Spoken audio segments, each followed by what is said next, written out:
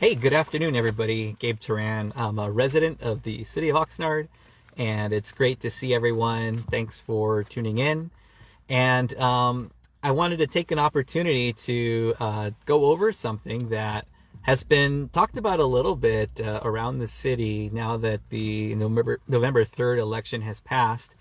For those of you who are in the city of Oxnard as residents or in District 5, you may be aware that Carmen Ramirez is to be the next county supervisor for our district.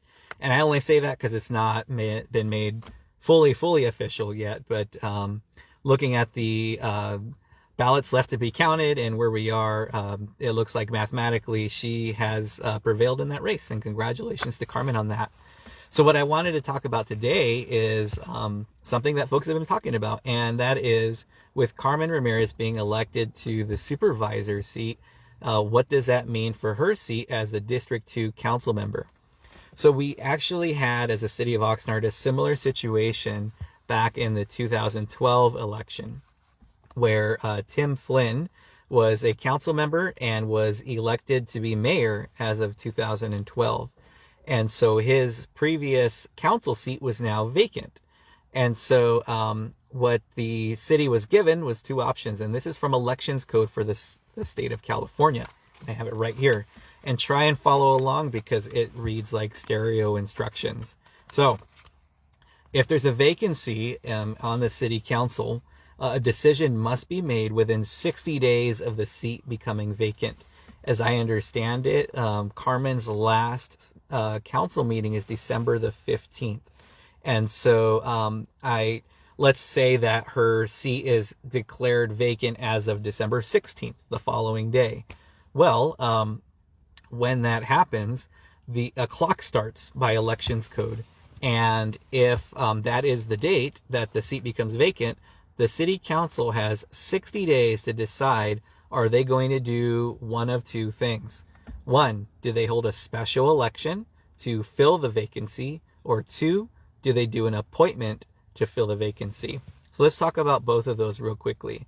First, a special election. This one has additional rules attached to it. So the Elections Code reads that if they're going to do a special election to fill that vacancy, the election date for the special election can be no less than 114 days from the date of the vacancy. So again, let's use December 16th as an example. If that is in fact the date that her seat's declared vacant, then if they decide within 60 days again, if they decide to do a special election, they just declare it. They don't hold a special election in 60 days. Let me be clear on that. They have to decide if that's what they're going to do.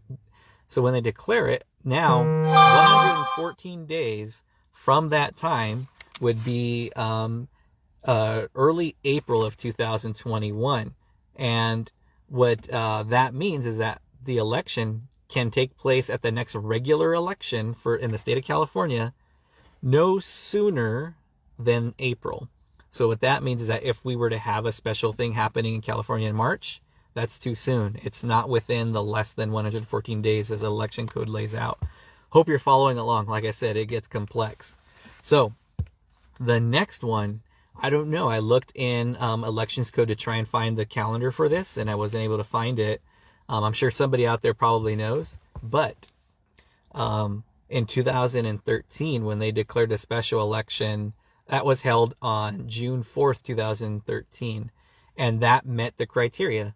They decided before 60 days, we're going to do a special election. They declared the special election to be at least 114 days or more from the date of Tim's vacancy. And so that's how they landed on the June date. So it could be June if that's a calendared special or election date within the state of California. If it's not, whenever the next one is, which I'm assuming would be November, that's when the special election would have to take place, late in 2021. So that's special election. The other option they have is to do an appointment. And what appointment is that a person is considered, or a group of people are considered, and then someone is chosen to serve out the rest of that vacant seat's term.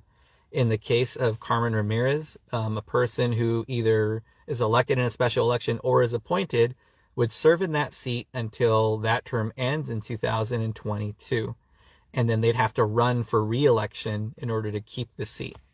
And so that's kind of how that lays out. The thing with appointment is when I looked at what the city did last time, they had stated that elections code doesn't actually give any specific procedure for an election or for a special appointment. Special appointments really left up to the discretion of the deciding body. And so one thing that is important to keep in mind is that if they can decide how they want to do the appointment, they could either have an application process like what they do with their CAGs, their citizen advisory groups, or the commissions, where there's an application process, people are vetted, they're reviewed, that's presented to the council, and the council decides. But as an agendized item, if it's an appointment, the public has a right to see that information and has a right to speak on who their thoughts are as far as appointment. The council ultimately decides through a vote, but the appointment, they have the ability to do that. But likewise, council also has the discretion to just meet amongst themselves and say, we think that this person would be a great person, or they could look at the last time that district was up for election. They could say the person who came in second place, we'll just appoint them. That's going back 2 years already. But I mean, they have a number of ways they can do it. But the main thing is that it is a quicker process, but it's not a vote of the people. So there are pros and cons of each, right? And I see Barbara Pinedo brings up a really great point, which is something I'd like to mention now as well, is if a special election has to wait until June or November of 2021, two things happen there. One is that there's 6 members on the council now. So there can be motions or there can be votes where it's 3-3 tied, right? In a motion, if something is tied 3-3, it just doesn't carry, right? But if we end up with, an even number of people on the council, well, important decisions that are split, we need that kind of deciding vote in order for there to be a majority vote there. The other part of that too, the second thing, is that District 2 will sit unrepresented for the entirety of that time. So if it's until June of 21, November of 21, our district, the district I also live in, will not have a dedicated council person for that duration of time. And so, that's something to weigh out. I left out the cost of this because there is a cost to hold a special election, and it would be just for District 2. So the last special election was $200,000 when Bert Perello was elected. But keep in mind, it was an at-large election still. We didn't have districts back then. So it was $200,000 to do the citywide election for a new council member. For only District 2, I don't have exact figures. That's going to be provided to this city clerk's office when that time comes. But know that even though it would be less, if we're worried about cost here, it wouldn't be zero. I can tell you that now. And the cost isn't really in like printing up the ballots and all that. The cost is in the labor and contracting with the county to do all this work for us. And it's not cheap. So those are things we have to weigh out. And I personally feel that the people should be given a voice whenever possible, right?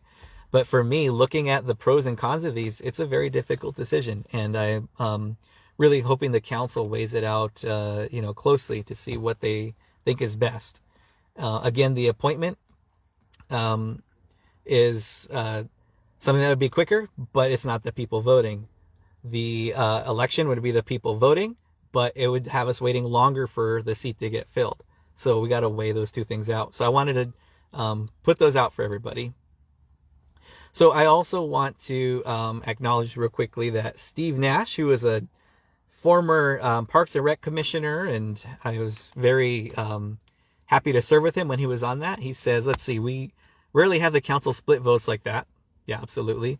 Alex, the city manager, would have a pretty good idea which way the political wind is blowing and not bring forth controversial agenda items. Well, yeah, I would give Alex Nguyen credit on that for sure, Steve. But there are things that come up that you can't just put off. We have to really, those have to go to council either because there's a mandate or a specific timeline involved in them. And if they're controversial, that doesn't matter. If there's a timeline involved and the city's got to make a decision, they got to make a decision. And he also says the public would weigh in and let the council know how to vote. I agree with that too.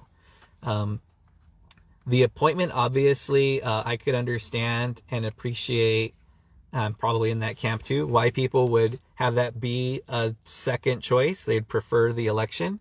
But like I said, I hope everybody can weigh out the pros and cons of each and let your council members know what you think about that. Keep in mind, this will not be agendized until probably late December or even maybe early January. And once Carmen vacates her seat officially, that clock starts ticking. All right. And I'm sure they're already making plans for city staff to present this to them. Last thing I'll say about that is keep in mind, last time when I reviewed the city council meeting, the city staff didn't tell the council, we think you should do this. We think you should hold a special election. We think you should do appointment. And I anticipate they're not going to do that, or they're going to do that again. They're not going to tell the council what they think. They're going to tell the council, here's your options. Exactly like I did for you now. Here's what a special election is. Here's how we could do it. Here's the timelines we have to meet. Here's how much it's going to cost. Here's what an appointment is, and here's how it would be done. Or it's at your discretion how you want to do it. It's up to you. What do you want to decide? Like, that's how I anticipate they're going to have it go down. All right. So that being said, I also want to address something and give a shout out to Daniel Chavez Jr. I really enjoyed doing the interview with him this past week on his Oxnard Live show. And my grandfather asked me about it afterwards. He watched it. He's not even on social media, but somebody was able to get him the link. And he had asked, did Daniel give you the questions ahead of time? Did you know what he was going to ask? And I said, well, I asked him leading up to the interview, like, hey, what do you want to talk about? What should I prep for? And he says, let's just talk about yourself for a little bit and let's talk about the election results. All right, cool. And that was it. That was all. It was all super organic. So shout out to Daniel. I really enjoyed it. I hope to do future interviews and more discussions with him about Oxnard in the future as well. But he did ask me about my plans for District 2 now that it looks like Carmen's going to be vacating the seat. I live in District 2. And an eligible voter, someone who's eligible to run for that seat would be eligible to either run in a special election or would be eligible to put their name in the hat for an appointment, no matter what they decide to do. I want to throw out to everybody that I wasn't able to fully commit on Daniel's show because I had some other things that I had to line up. I've been thinking about this a long time. And if you know me, you know that I weigh out variables like in my head, like what if this happens? What if this happens? What's my plan if this? What's my plan if this, right? And so there were a lot of variables in the election. But now that we're past it and I see kind of how things have played out, the last chip that I needed to fall into place was with my job. And if you go back and watch the interview with Daniel, I highly recommend you do. He's a great interviewer and we had a lot of really great conversation. One thing with city council is that many people may not realize it is a part-time position and it is a paid position, but it's paid part-time as well. I have a lot of respect for our council members right now who still work full-time jobs and have young families and have to meet those obligations and still do their city council role. And so for me, I've talked about it back and forth with my wife a number of times, and I have, as I said on the show, my wife is my biggest supporter and my biggest fan, and I appreciate everything that she does for me and her support for all this. And I have to say that being involved in the Parks and Rec Commission since 2017, being involved in INCO and my neighborhood council, she's been supportive of it always. And I fully appreciate that. So talking about this council role, if I were to run, it would be very different. She's fully supportive of that too. But as I mentioned, my job, there was a change in my job recently, and I needed to make sure, like, hey, if I truly wanted to do this, how would this interfere with my work hours? What can I do to make up those hours? Is this even an option for me? I talked with my direct supervisor about it, and she let me know, you know what, you would be a great candidate for that. I wish you luck. If and when the time comes, let's see what the city council decides to do, and we'll go from there. So with that, that was essentially the last thing I needed to fall into place. So I would like to say, no matter what the city council decides to do, whether it's a special election or it's an appointment, I am happy to put my name in that hat. I have really, I've seen it as the next possible way for me to better serve my community, our community, to serve District 2, to serve the city of Oxnard. And I really have been encouraged by so many people out there in the community, on social media, and in person, who always said, like, when are you going to run for council? Like, when's your time coming up? And my standard answer is like, well, my district's not up till 2022, knowing full well what could have happened in November, what did happen in November, which is Carmen getting elected to the supervisor seat. So here we are. I am happy to announce, no matter what the council decides to do, I am going to put my name in that hat. I don't look at it as an entitlement. I hope that people don't see it as me thinking that this is like a give me for, like, I'm entitled to this or I've earned it. It's not that at all. I am putting my name in here because I feel like I have a lot to offer this city still. I really feel like I have a lot to offer to all of our residents, not just District 2, but I love District 2 in the area where I live in. I would love to be able to serve at that level if the people feel that I am qualified to do that and they give me that vote of confidence to do so. So I want to make that official, that I am throwing my hat in that ring, no matter what it looks like.